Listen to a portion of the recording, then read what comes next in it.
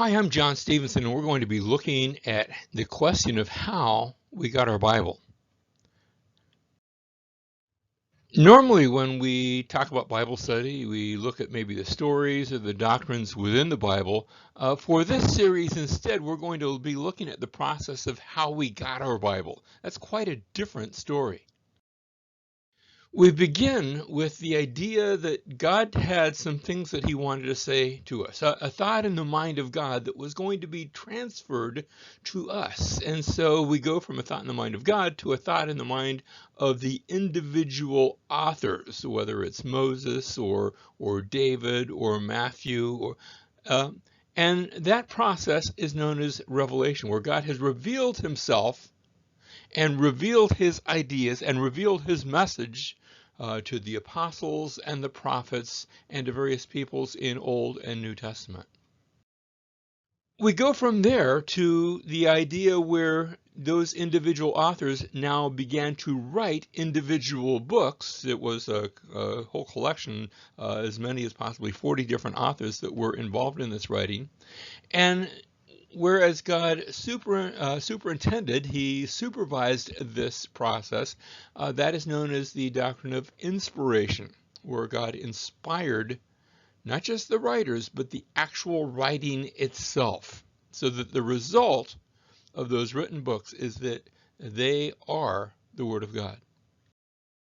We move next from inspiration to where copies were made of each individual book. We don't have the original copy of Genesis or Exodus or Matthew or Mark, or we have copies of none of the original writings. And so copies were made, and then copies of those copies, and the study of those copies to determine how accurate they are is known as textual criticism. Next, we have the idea where each book is recognized as being from God, that it is recognized by either the church or in the Old Testament times by Israel. And this process of recognition we refer to as canonicity, the canon question.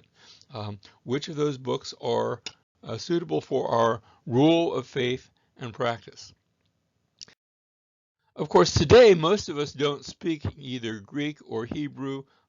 There's a couple chapters in the Old Testament that are in Aramaic. And so those collections of books are now translated into various languages. I'm used to reading English, but there's certainly other translations as well. And this is the work of translation. Finally, we have our completed Bible. The copies have been made, books have been recognized as being canonical, the collections have been translated, and we have the Bible in our hands.